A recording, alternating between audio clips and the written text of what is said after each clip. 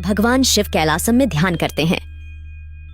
देवी पार्वती अपने पुत्रों के साथ आंखें बंद करके गेम खेल रही थीं। तभी भगवान शिव ध्यान से बाहर आते हैं। मुझे बहुत जोर से भूख लगी है।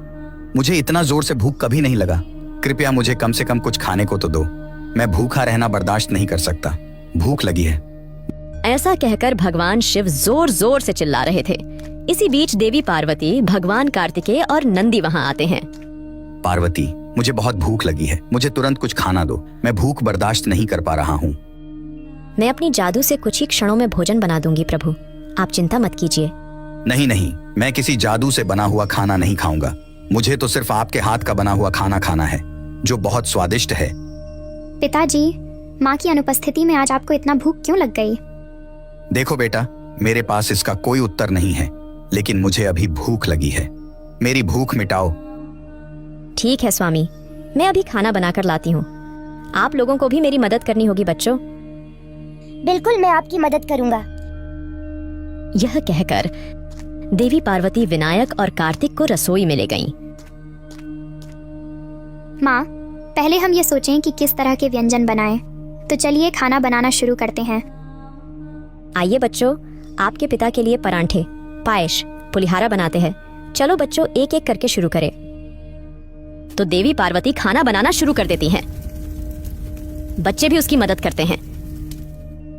उधर महाशिव की भूख पल पल बढ़ती जा रही है। अरे वो क्या कर रहे हैं अभी तक?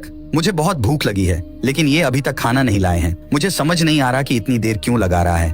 धैर्य रखें स्वामी, माँ और बच्चे खाना बना रहे हैं। वे आपको किसी भी समय भोजन के लिए आमंत्रित कर सकते हैं। थोड़ी देर प्रतीक्षा करें स्वामी। नंदी ने भगवान शिव से कुछ देर धैर्य रखने को कहा, तो कुछ समय बीत जाता है। माँ, मैंने पुलिहारा बना दी है। हाँ माँ, मेरा भी पायस तैयार है। मैंने परोठा भी बनाया है और हलवा भी। यहाँ मैं मिठाई बना रही हूँ। अगले 10 मिनट में खाना पक जाएगा, फिर हम तीनों तुम्हारे पिता को खाना परोसेंगी, ठीक है? इसलिए वे सभी रसोई में बहुत मेहनत से खाना बनाते हैं।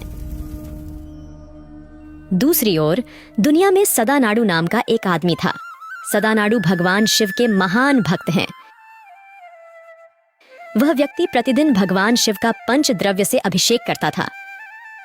उन्होंने पूजा अर्चना भी की और प्रसाद भी चढ़ाया।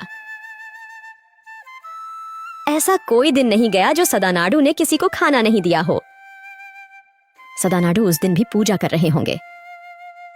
सदानाडु शिवलिंगम के सामने बैठता है और यह कहता है, स्वामी, मेरी पूजा स्वीकार करने के लिए धन्यवाद। कृपया रात्रि भोज के लिए हमारे घर आए या फिर किसी भक्त को डिनर पर भेज दें। मैं उनका इंतजार करूंगा। प्लीज भगवान किसी को मेरे घर में जरूर भेजिएगा। जैसे ही सदानाडु ने विनती की, भगवान शिव को एक विचार आया। पृथ्वी पर मेरा एक भक्त है, उसका नाम सदानंद है। सदानंद हर दिन एक भक्त को खाना खिलाते हैं। अगर वह किसी का भूख नहीं मिटाएंगे तो वह खाना भी नहीं खाते। आज मैं उनके घर डिनर पर जाऊंगा। यह कहकर महाशिव नंदी पर सवार होकर सदानाडु के घर गए। स्वामी, मैं बहुत खुश हूँ कि मुझे इतने वर्षों में आपके दर्शन मिले। सदानंद, मुझे बहुत भूख लगी है। तुम हर दिन किसी को खाना खिलाते हो और उनकी भूख मिटाते हो। अब मैं आपके घर के सामने भूखा खड़ा हूँ। मुझे खाना खिलाओ और मेरी भूख मिटाओ। और जब तुमने प्रार्थना की तब मुझे भूख लगी, इसलिए मैं तुम्हारे घर चला आया। मैं भाग्यशाली हूँ स्वामी। साक्षात भगवान शिव मेरे घर आए और भोजन मांगा, क्योंकि आप भूखे हो। आओ स्वामी, बैठो, मैं आपको भोजन कराऊंगी। यह कहकर सदानंद ने भगवान शिव को अपने घर में आमंत्रित किया और उन्हें एक थाली में विभिन्न व्यंजनों के साथ भोजन परोसा। महाशिव खाना खाने लगते हैं। दूसरी ओर कैलासम में देवी पार्वती ने अपने बच्चों के साथ खाना बनाना समाप्त कर लिया होगा। देखे बच्चों, हमने जो भी व्यंजन बनाए हैं उन्हें इस बड़ी थाली में परोसो। चलो, हम तुम्हारे मिठाई निकालकर तुम्हारे पिता के सामने रख देंगे। जैसे ही गणेश और कार्तिकेय की खाना तैयार हो जाते हैं तो उन्हें एक बड़ी थाली में रखते हैं। तब माता पार्वती वो थाली लेकर रसोई से बाहर आ जाती हैं, जहां भगवान शिव है। अरे क्या हुआ, स्वामी दिखाई नहीं दे रहे हैं? अरे हाँ, पिताजी कहाँ गया होगा? सिर्फ पिताजी नहीं, कैलाश में नंदी भी नहीं है माँ।